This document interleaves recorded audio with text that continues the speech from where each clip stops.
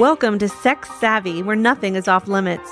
I'm Kimberly Resnick Anderson, your host and creator of Sex Savvy. I've been helping couples and individuals achieve optimal sexual health for more than 25 years. I am ready to share my unique insights and sex-positive approach with the world. We'll talk about hang-ups, kinks, fantasies, and function, what's hot, what's not, and most importantly, how to become sex savvy.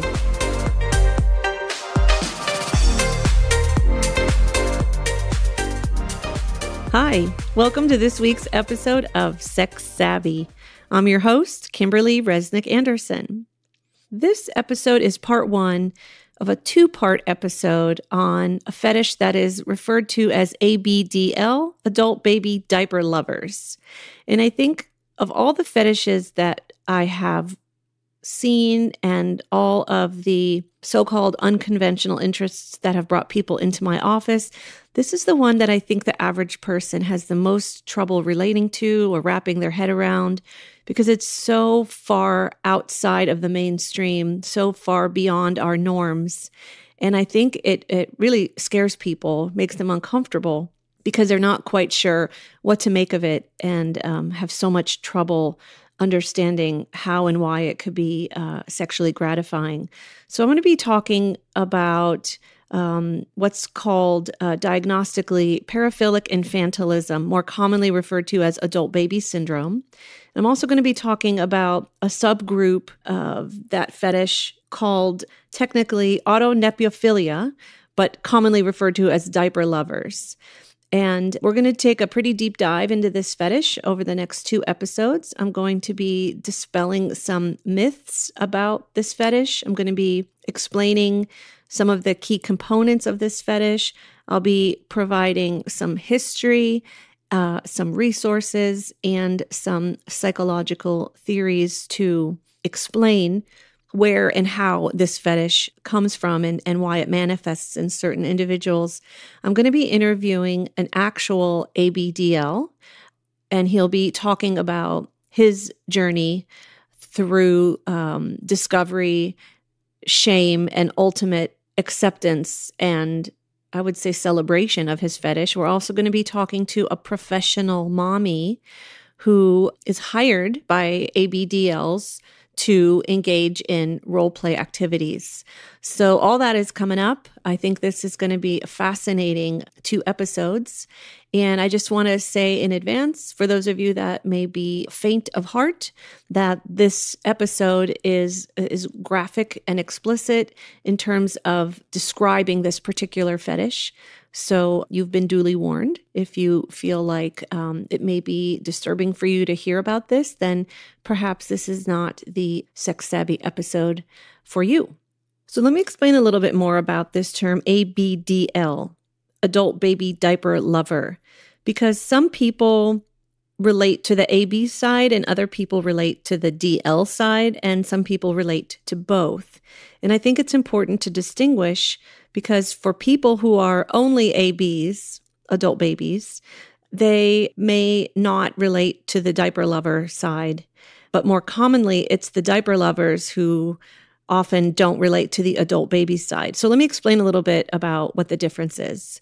So adult babies are individuals who are aroused from role-playing as babies and enjoy regressing to infant or young childlike states.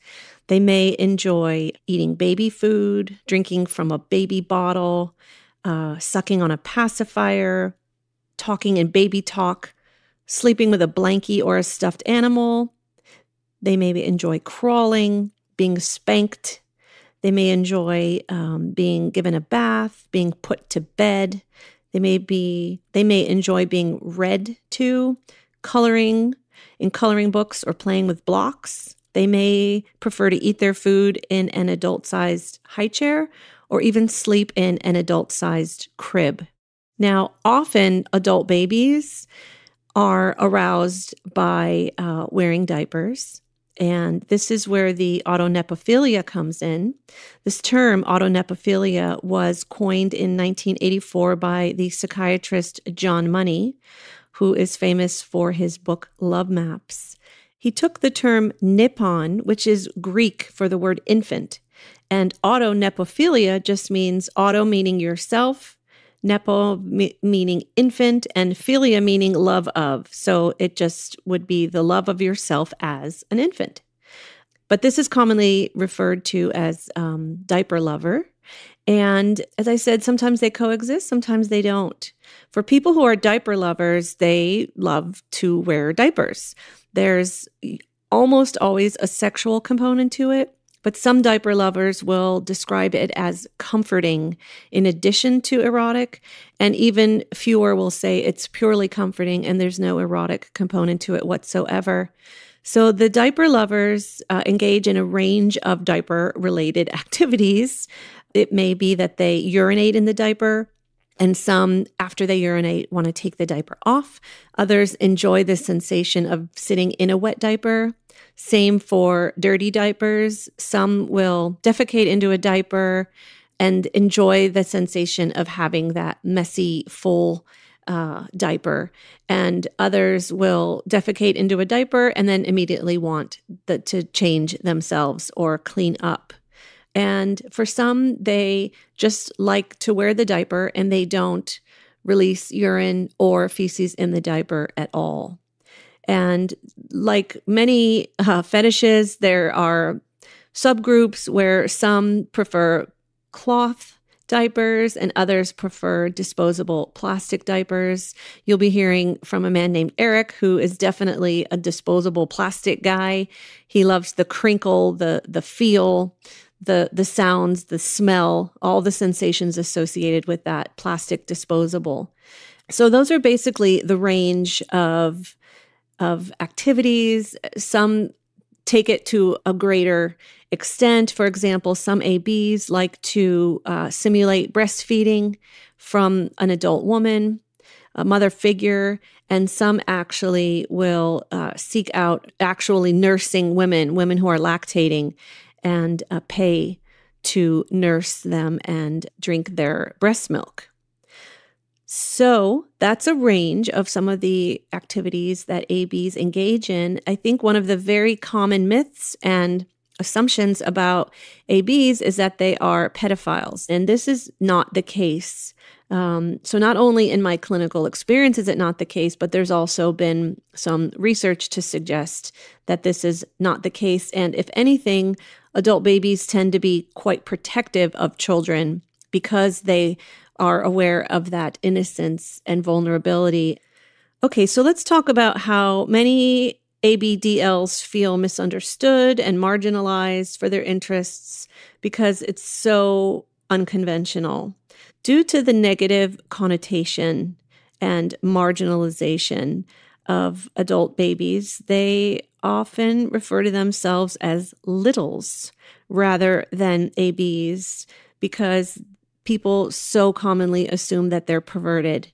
Many ABs describe the appeal as more of a stress relief, a wish to give up control and responsibility rather than a sexual release, but they often go hand in hand. Well, if you're wondering who are these people and what is the profile of the average adult baby, I'm going to tell you. So the typical profile is that the individual is male. In one study, 93% of respondents were male. So a much more common occurrence in men than women. And they tend to be college educated and employed, and often are in a professional job where they have a master's degree or higher. I've treated ABs who are business owners, lawyers, physicians, judges, teachers. These are people who lead productive lives and often are successful in their careers. A study published in the Archives of Sexual Behavior surveyed 1,795 adult men and 139 adult women who were recruited from ABDL websites to complete an online survey. And the men reported that they became aware of this interest at a mean age of 11 and that they acted out for the first time at age 13. Makes sense because that's right around when puberty is kicking in. For girls, they discovered and acted on a little bit later. So they first discovered it at around 12 and didn't actually engage behaviorally in the fetish until age 16. Half of the respondents reported being in a romantic relationship, and the vast majority of those, 79% of the men and 83% of the women, reported that their partner was aware of their fetish. So, of all the people who were in romantic relationships, nearly all of them disclosed to their partner that they had this particular interest, and often their partners either tolerated it comfortably or were even willing to participate in the fetish with them. In the same study, 87% of males and 91% of females, so virtually 9 out of 10 for both genders, reported that this fetish did not cause significant problems or stress in their daily lives. And that's why we think that so few seek treatment or mental health support for this fetish, because it doesn't tend to cause that much distress. I've seen probably maybe 10, maybe 12 adult babies in 25 years of practice. So that just goes to show you, one about every other year. So in another study, 9% of Yahoo groups devoted to fetishes focus on paraphilic infantilism. So that's high in relation to the other fetishes that study found.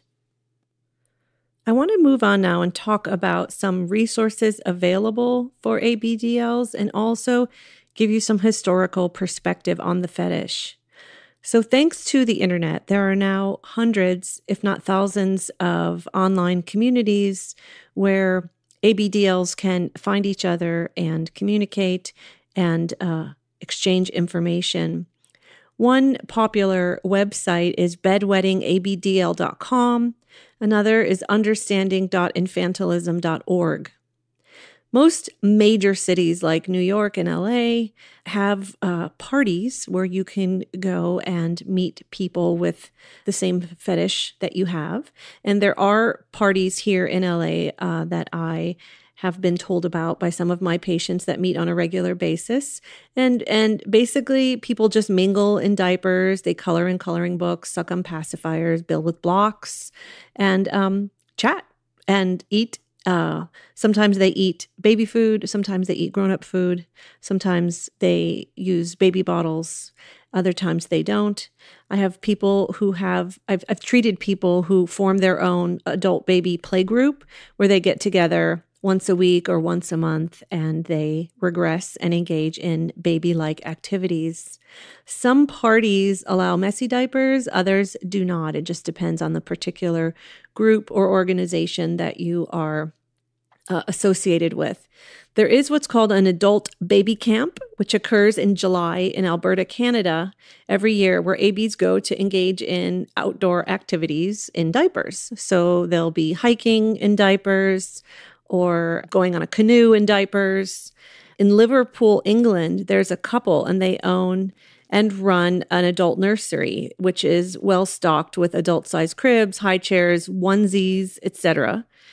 There are also professional mommies that exist around the world. And I'm going to be interviewing a professional mommy in part 2 of this episode next week. So you'll be able to hear about her work and what she engages in and what she does not engage in. Basically, these groups and these professional mommies want to cultivate a safe, judgment-free environment to allow people to regress and give up the role of having to be responsible and be in control. In 2016, the first actual retail store exclusively for adult babies opened its doors in Illinois, and it's called Tykables, Tykables. The local community wasn't thrilled about this, but the store did open in spite of the backlash. And they have a website, Tykables does. You can go on and buy adult-size onesies. They have a wide range of adult bibs with cars and trucks and unicorns and rainbows and diapers in every shape, size, and color you can imagine. The first city to host a public event organized specifically for ABs was in the early 1990s. And any of you want to guess what city that was? No surprise, that was San Francisco. They refer to it as Baby Week. But prior to the 1970s, many adult babies thought that they were the only ones with the fetish. They felt like something was wrong with them and that there were no other adult babies out there in the world who would be able to relate to this particular interest. It was in the early 1970s when an actor named Kent Perry started a letter-based ABDL community that grew to several hundred members. And he did this by posting ads in newspapers and magazines. And he was pleasantly surprised to realize that he was not alone, that there were other people who shared his fetish. I have some writings by Kent Perry that are very compelling. I will be reading some of them in episode 2 because I'm anxious to get right to the interview so you can hear from an actual AB. Kent Perry is credited with shedding a light on this fetish and allowing people who were in the shadows to connect and support each other. In the mid-1970s, the publication called Fetish Times did a survey, and they were shocked to find that ABDL was the second most popular fetish after BDSM. And a lot of people think that ABDL fetish is sort of an offshoot of BDSM anyway, so that's not at all surprising. In 1980, adult baby Tommy Siegel started the Diaper Pail Fraternity, the first organization for ABs, and he published a newsletter and a roster with names and contact information where people could connect and describe their particular manifestations of the fetish. And then in 1991, the World Wide Web changed everything and adult babies were alone no more. I want to refer back to John Money, who is a psychiatrist known for his research in this area. And he described a concept called love map. And he defined a love map as a developmental representation or template in the mind and brain depicting the idealized lover and the idealized program of sexual and erotic activity projected in imagery or actually engaged in. And John Money believed that this love map develops by age 8 prior to puberty, and that people with what's called paraphilia, which is a diagnostic term within which fetishes exist. I'll be doing an actual episode on paraphilia in the upcoming weeks or months. But Money believed that paraphilias are in place by age 8. And he describes people with fetishes, which would include ABDLs, as having an abnormal or vandalized love map. There's another theory that was offered by Ray Blanchard and Kurt Freund in 1993, and they talk about erotic location target errors, or ELTE. They describe this as an erotic identity disorder, where the erotic fantasy is centered on self rather than other. For example, attraction to self as a child. So Blanchard and Freund suggest that ABDLs might have this erotic location target error, and that that's what caused them to get stuck in this way. There's so much more I could say, more research I could offer, more background I could give you on this fetish, but I think I'll never do it justice. I think that hearing from an AB directly is going to be the most effective way for you to learn about this fetish, and also hearing from the professional mommy. So I think I'm going to be quiet now, and I'm going to introduce you to my guest. Kimberly has altered the voice of her guest to protect his anonymity.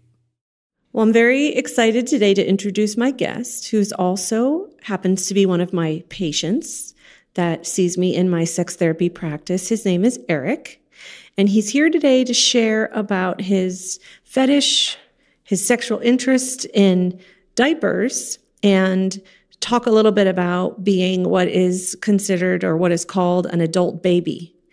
So, Eric, welcome to Sex Savvy. Thank you for having me. Tell me why you wanted to do this. Just want to get the story out about my particular fetish and the fact that maybe my story can help others that are basically kind of in the closet. Great. So I know, because you've shared your story with me, that you've been through quite a journey from discovering this interest at a very young age and then experiencing shame about it and trying to eliminate it and get rid of it. And now you're at a stage in your life where you embrace this and you've rid yourself from the shame. Yes. It's been a very, very long journey to come from a place of embarrassment and lack of understanding, thinking that you're a freak, you're not normal, to a place of acceptance and really embracing my lifestyle, which is very unusual, but still normal. For people who aren't aware of this fetish and don't know about adult babies, can you explain what this is and how it has evolved throughout your life? Yes. Let's see. ABDL, Adult Baby Diaper Lover fetish, is a small community. It's not very large, not very well known, and there hasn't been a lot of studies on it. If you go on the internet today, there's much more out there, but again, it's really shunned upon society because it's confused with pedophilia. Thank you for mentioning that, because a lot of people I speak to assume that if you are sexually aroused by a regressive behavior such as wearing diapers, that you must be erotically interested in children. No, actually, we want to be the children. Exactly. Thank you. We don't want anything sexual with children. We just want to be replaced. Replace them with ourselves and regress back to an early time in life where we had no responsibilities and everything was taken care of. So how does this fetish manifest? What exactly do you do? What do you like to do? There are so many different avenues of this fetish. There are just diaper lovers that people just like to wear in the feel. The regular fetish itself of a diaper lover is just, I love diapers. The baby side does nothing for me. Some of them use their diapers. Some of them don't even use them. They just like wearing diapers. When I say use them, some people wet them and some people mess them as well. And where are you on that continuum? I wear diapers every single night to bed. I wet them every single night. And on occasion, I have messed my diapers. Okay. And tell us how you've gone from feeling shameful and embarrassed about this. Tell us about your early connection and relationship to this fetish when you first became aware of it. Well, my earliest memory, which is still ingrained in my head, was being potty trained during potty training and being shamed for having an accident. And my mother threatened to put a diaper on me. And I just was drawn to wanting to wear that diaper, but I didn't want to get in trouble for not potty training correctly. So I did potty train correctly. But one time when my parents were gone, I actually took the diaper and wore it and was so excited and just played around. My babysitter didn't know. And I still remember it. I was probably about 3.5, 4 years old. Wow. And you remember that vividly? Very vividly. You know, it's kind of like if you had a traumatic event in your life, it's ingrained in you. Exactly. And so I like that's to my use fondest, earliest memory that I've ever had. I like to use the word imprint. It's like left a stamp on you. And it did.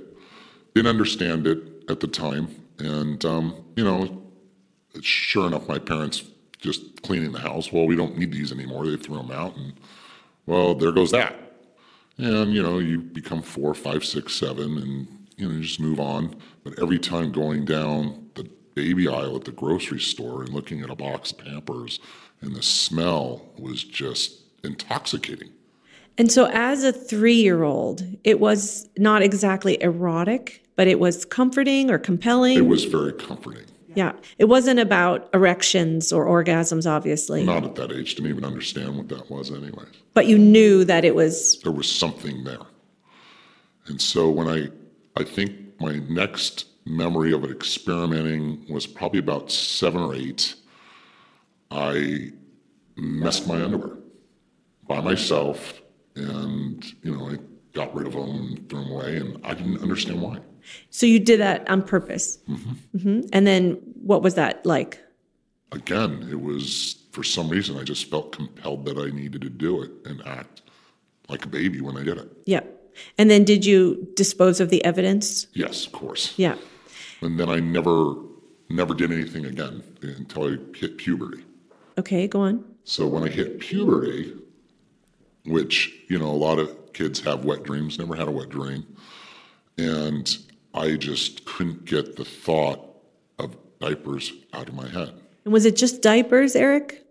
Or did you want to, drink from a baby bottle or sleep in a crib or be fed in a high chair? At that point in time, it was just really more of a diaper lover and acting somewhat like a baby wanting to wear diapers. Never really participated in thinking about being in a crib or anything like that. Okay. And so I would actually take my mother's and my sister's maxi pads, and I would confiscate them slowly during a month and build them up until I had a nice stockpile hidden in my room. And when nobody was around and I was home alone, I would make a diaper out of them by putting those in my underwear with the tape and securing them because they would absorb moisture. I've heard that from probably 5 or 6 different diaper lovers. It's pretty smart. It's an absorbent material that is meant to be worn under, in an undergarment. So, and I would drink a ton of water, and I would lay on my back, and the pressure would just build. But being that I was completely potty trained, I couldn't go, and it would hurt. It would be like unbelievable. Like uncomfortable. Very uncomfortable, and the pressure would then subside. So it would build up, all the pressure would build, and it's like, God. And the whole thing was I didn't want to push the urine out. I wanted to have it come out naturally on its own. So I didn't want to pan down and push it out. I just wanted to lay there, relax my stomach, and let its own pressure build until there was a release. Like a baby. Exactly. And that would take about an hour. Wow. And drink a lot of water until the point of the release was actually orgasmic. I remember you referring to that as waves. Yes, it was like waves. It would recede and the waves would build and the pressure would build and then would subside and then it would get bigger to the point where you just couldn't handle it. And peeing on your back, laying naturally as anybody who's potty trained cannot do that. It's untraining your body naturally. Right. It's really hard to do. So I was never a bedwetter or anything like that. I was never abused. And this was just something I would do it. And I started doing that at about the age of 13, 14 until I was about 15. Did you have legitimate orgasm? Never had an orgasm at that moment. But the release of the urine was orgasmic. Yes. Yeah, but you weren't ejaculating. No. And you didn't even know what that was, correct? At that time, I didn't know what it was. And then when I was about, right before I turned 16, I actually got into a real relationship with a girl. And I had my first orgasm with her. She gave me my first blowjob. I had no idea what was going to happen. And within about, let's say 2 or 3 minutes, I had my first orgasm.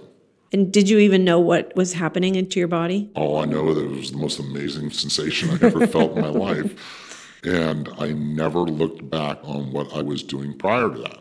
For relief, I'm like, oh, that was just a phase I was thinking, because all I could think about at that point was trying to get another blowjob as often as I could, and then eventually having sex, which I did.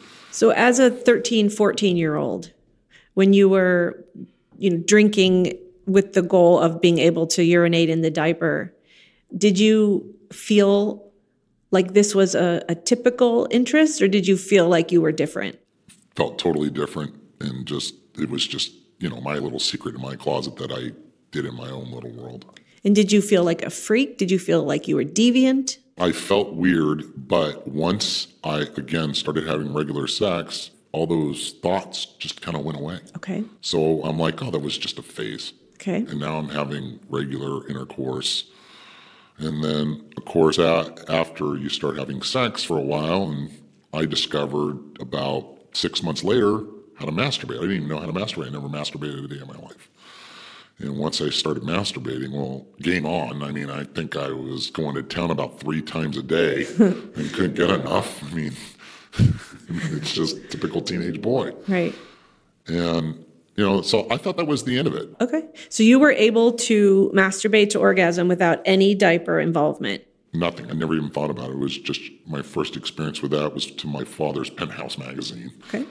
And then eventually, again, this was a long time ago, so it's not like we had the internet back then. Right, right. So as time goes on, as my story evolved, graduated high school, went to college, finished college, got in a serious relationship, and I was with my girlfriend at the time, and I was turned on by seeing women pee themselves. Again, it's coming back to that whole diaper thing.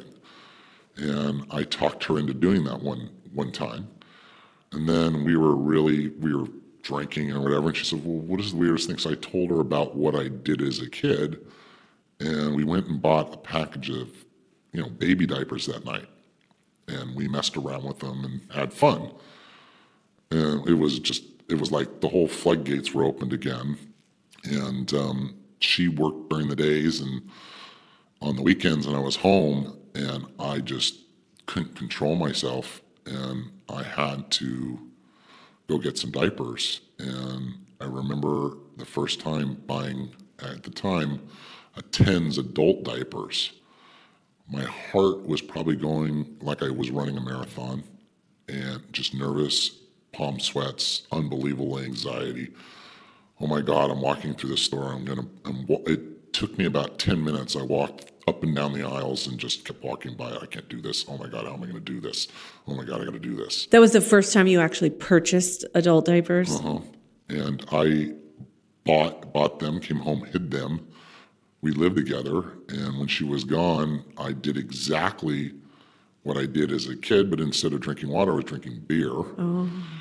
And then I'd pee, and then I would masturbate. And as soon as I finished masturbating, I would freak out. What the hell am I doing? This is weird. And it's what we would call purging. I would purge it out and go, oh my God, I'm never going to do this again. I can't believe I just did this. Throw everything away. And then time would pass.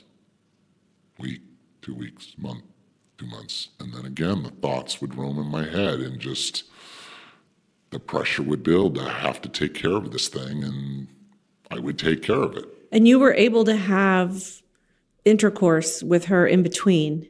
So this fetish never affected your capacity to complete the phases of sexual response with a partner? No. In fact, I didn't share what I was doing with her. I kept it in secret, and we had a very vivid, active satisfying sex life. Absolutely. I think we had, thinking back then, I don't think I had sex with her every single night. And you had a secret. And I had this secret. And then we broke up, and, you move along and life goes on, and I had some roommates, and, you're living with friends, and again, these desires come, and you're like, how am I going to satisfy this? And, my 2 roommates went out, and they were out for the night, and again, desire hits. I'm by myself. I, again, walk up and down the aisles of, Thrifty or CVS or whatever it was, Long's, or you name whatever drugstore, and purchase and do the whole binging, purging thing where it was just insane. And it was a process that I went through for years. And so at that point, it was erotic. It was satisfying, but what is wrong with me? I'm a freak. Okay. And could you have an orgasm without wetting the diaper? I would never put the diaper on unless I was going to masturbate at that point in time. So you weren't just wearing the diaper around and No. peeing in the diaper. There was a sexual component to it? At that point in time, absolutely. Okay. And what about dirty diapers? Not at that time? No way. Okay. Didn't even cross my mind. Okay. And can you speak to what the appeal was? I think this is a fetish that people have a hard time wrapping their head around. I think that of all the fetishes, people might feel like this is just one of the most confusing as to why it would be appealing. Can you speak to that a little bit, Eric? Yeah, it was the feel, the crinkle, the smell, the sound. And again, at that point in time in my life, I would consider myself, a diaper lover, a DL. You were a DL, not an AB, right? DL at that time. Right. So let me just explain. Diaper lovers are people who have erotic interest in diapers. It's a fetish.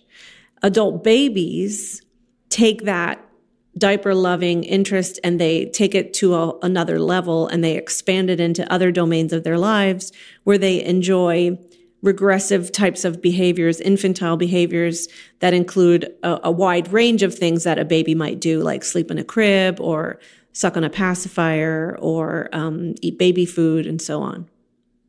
So your fetish started as a diaper thing, and only later in life did you become fascinated with and interested in the adult baby side. Correct. I mean, it evolved. Okay. And at this point in time, this is the mid-'90s. And again, I'm going through my binging and purging stages through my diaper fetish. And something incredible happened in 1997. I got my first PC. And I was just surfing the web for like the first time and probably had it for a couple days. And I remember for some reason I did a web search for diapers and sex, and all of a sudden websites came up and pictures came up. And I think I was up for about 24 to 36 hours. I discovered it on a Friday night. I don't think I slept until Sunday night when I had to go back to work. And I was just fascinated with what I discovered and instantly aroused. And I'm sure I masturbated quite often. And I was just, I got educated. I had no idea that it was the first time I didn't feel alone, because I found out that there were other people and then there was a whole community. I found out about ABDL, and one of the first websites out there was a DPF, which was Diaper Pail Friends, which is long gone, but they actually sold movies. And I'm like, oh my God, I ordered videotapes. But once I got on the internet, there was no more. There was the binging and purging stopped. But I still would only partake in this once or twice a month. It wasn't like it was something I needed to do all the time. Can you speak a little bit, Eric, about what it meant to you to discover that you weren't the only person on earth who was interested in this? Relief. Yeah. I mean, imagine, if you were gay and everybody around you is straight and you've never met another gay person. Right. It's a great analogy. And then all of a sudden you meet gay people and you're like, oh my God, there's a whole community out there. I'm not alone. Right. I think that was a game changer for you. It just made me feel, when I read about it, what little material there was, it gave insight to understanding that, and reading other people's stories were very similar to mine. And so, it evolved. And, again, I didn't practice this with a partner, but when I met my soon-to-be wife, early on in the relationship, we discussed this, and I told her about it, and I through the website, and she had a young daughter, and she was, again, thinking, oh my God, this is a pedophile kind of thing, and I'm all, no, read this, and this is what it is, and she accepted it, which is extremely rare. Extremely. and which was great. And I remember the first time that we were alone and we decided that we were going to have some fantasy role play. And again, we role played, the same scenario of, I'll never forget, I was standing in my kitchen and I just wet my pants. And she took, punished me and put me in a diaper. So talk about that dynamic a little bit, about being shamed and humiliated. For me, that's part of the fantasy, but it's also a very nurturing fetish as well, ABDL, and that relationship is extremely intimate. Yes. It can be a very nurturing one. There's very nurturing sides, but then there's the very strict side of it as well. And, and being spanked and being punished as well. And, regressing, it's taken me a long time to regress. I mean, throughout my marriage, I was, more of a diaper lover. And, yeah, there was an AB side of it. And then I even experienced with the sissy side of it a little bit.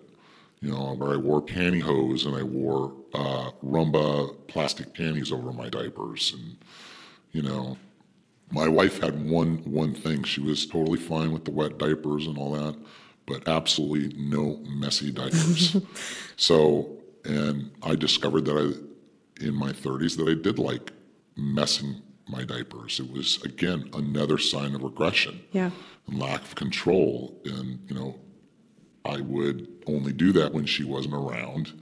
But she knew what I was doing. I would tell her and she would laugh about it. But she just said, that's kind of crossed the line. I'm not going to go there. Okay.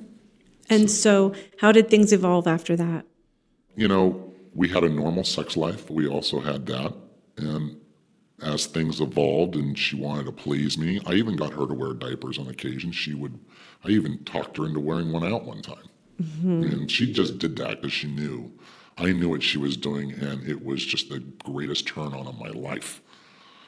We would, as you get more adventurous, wearing out in public, that came 10 years into it. Which you do sometimes now. Yes. As the relationship evolved, we started having outings and where, I would have an accident in public and she would take me to the car and change me in the back seat of the car. It's very erotic and exciting. The baby side, of me just nursing on her was exciting.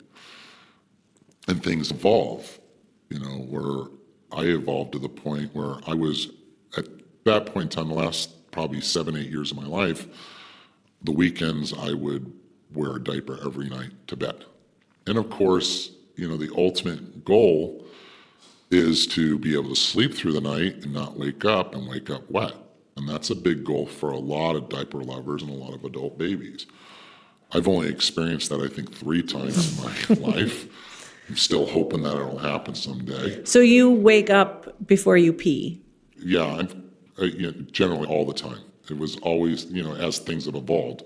And again, the waves went away because as I wore more often and sleeping, I was able to relax more. And to the point where, I would just, wake up, okay, I can get up. I don't have to get up and go to the toilet in the middle of the night. I can just pee and go back to sleep. And there's something comforting and erotic about staying in the wet diaper and going back to sleep. Absolutely. There's no I need to change this. No, I actually like the feeling of the wetness in the diaper. And what about smells? Doesn't bother me at all. Doesn't bother you? No. And so over time, I think you have graduated, so to speak, to wearing a diaper every night. Is that correct? Yeah, about 5 years ago, I just have trouble sleeping sometimes. So I just decided, you know what? Waking up in the middle of the night to go to the bathroom and that whole getting up and going to the toilet, I can't fall back asleep. So why don't I asked my girlfriend, is it okay if I wear this every night? Yeah. And she changes me every night and puts me to bed and I would, And what's that ritual like when she puts you to bed? What's happening? A bath and then, put me on the changing table, put a diaper between my legs. And then sometimes it will have sex right afterwards or whatever. And, and then just go to sleep, and she'll change me and put me to bed. And you don't need sex, though? That's just no, may or may not happen. It's not a requirement? Correct. I mean, sometimes it does, sometimes it doesn't. Most of the time, after a long day of work, I work very long hours. I just come home, and it's like, oh, let me get you ready for bed, and let me just cuddle. And there are women that actually are professionals that cater to this fetish. And a couple of years back, I started, for 20 years I've looked at these websites and never had the courage to ever do anything. Well, a couple of years back, I finally had the courage to make contact with what we call a professional mommy.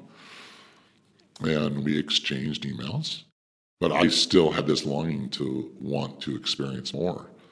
So I went and saw the professional mommy, and a little nervous, shy the first time.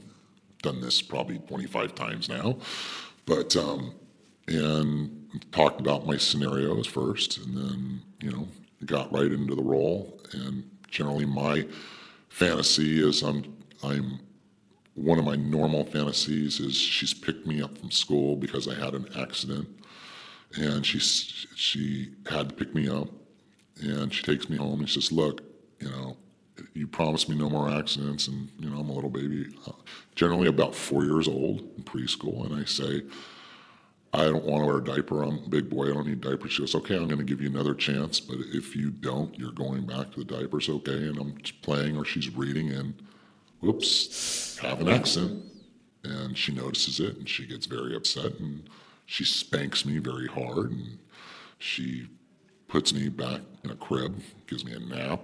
Also feeds me in a high chair. So this is an adult-sized crib. You're not being squished into a baby crib. Absolutely not. This is all adult-sized cribs, high chairs, changing tables. Which just goes to show that there's a market. People aren't going to produce adult-sized high chairs and cribs if there isn't a market for them, which just goes to show that, this is definitely a bona fide, legitimate community of people who exist, and businesses produce products for them.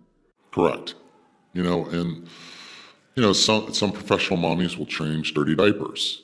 This particular mommy, that was kind of off limits, but she had other ideas. And she said, well, there's something I can do that will be very similar. I said, okay. And we call it a simulated messing. I'm like, well, what is that?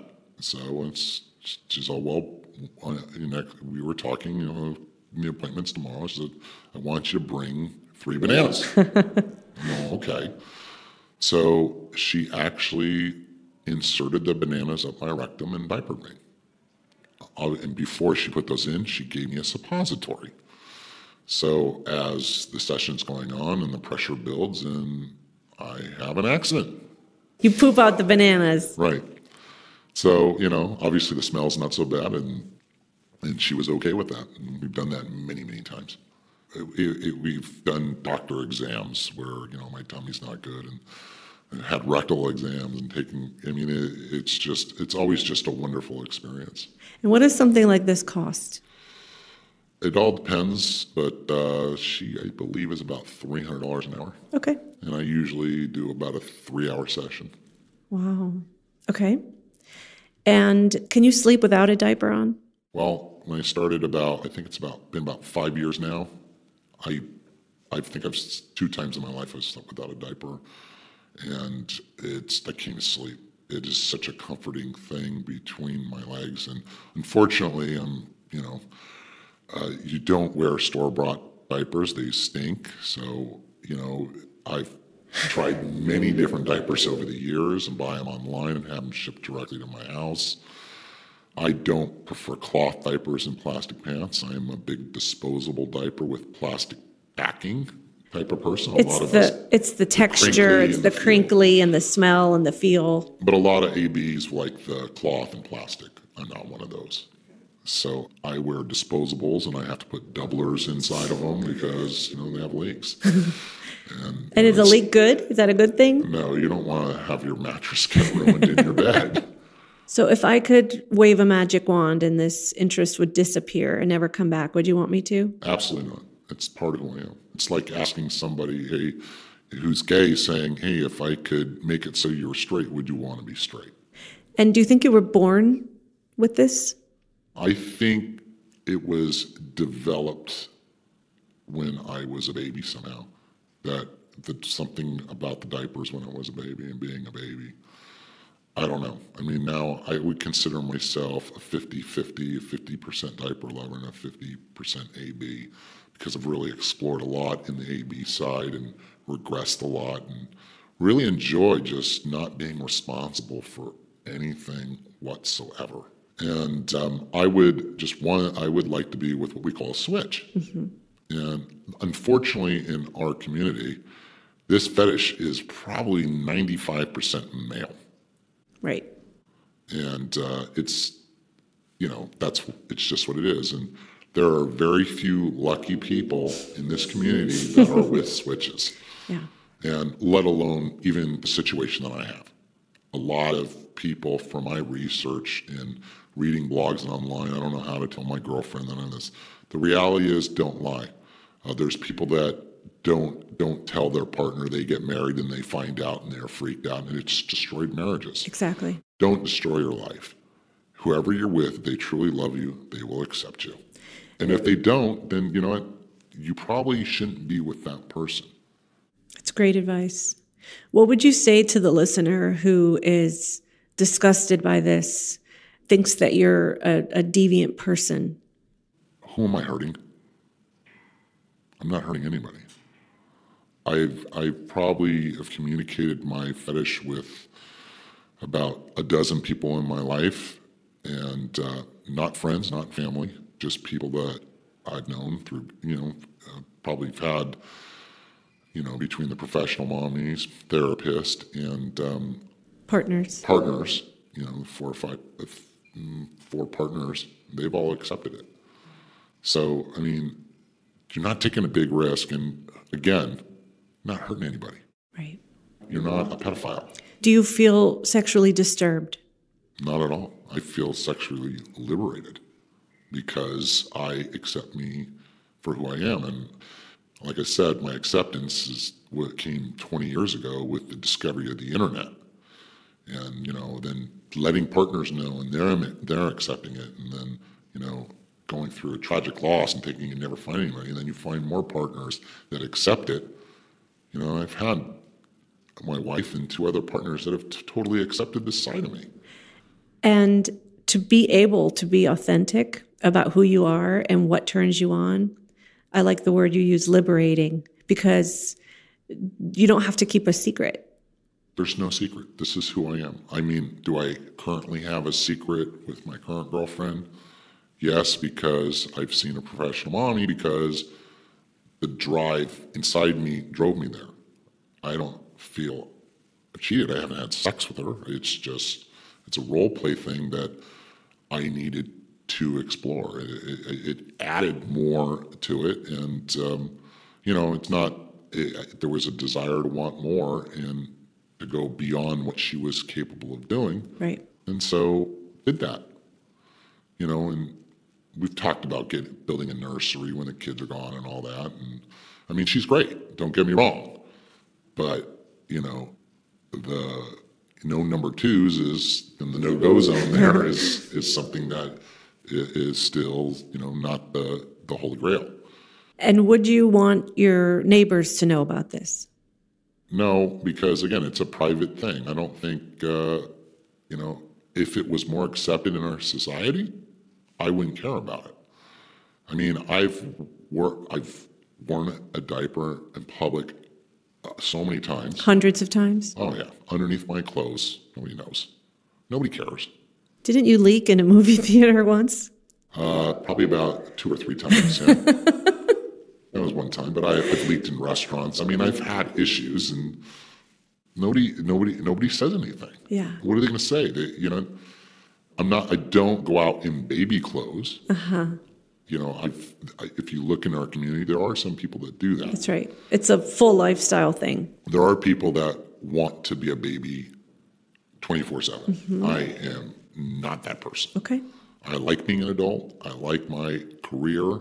running my company and doing what I have to do, and, my kids and the normal lifestyle that we have, I just, the biggest thing is I just would never want my kids to find out.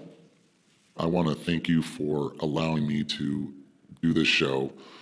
I mean, this is a pretty far out fetish. I mean, there's not a lot of people out there, and if you look at the mainstream, you don't see much about it, and it's really shunned. It's shunned upon. It's very frowned upon, and it really shouldn't be. Very much. One other thing I would like to note is that I have noticed that it's getting more mainstream in millennials. Right. And it looks like the younger generation is more willing to embrace this than my generation. Not just this, but anything goes. The younger generation is willing to live and let live in a way that our generation wasn't socialized to do. So I hear that about whatever fetish a patient brings into my office to explore. I hear that, well, the younger generation is more accepting of A and more accepting of B and more accepting of C. I think it's just a mentality as opposed to something about the specific fetish, but just an openness and a tolerance that I think is good. Yep. Well, thanks for having me. Thank you so much. You've been listening to Sex Savvy. If you find value in this podcast, please like, follow, share, comment, or review on your favorite podcast app. Your participation helps keep Sex Savvy free and available to all who are interested. Kimberly and the entire Sex Savvy team appreciate your loyalty and support.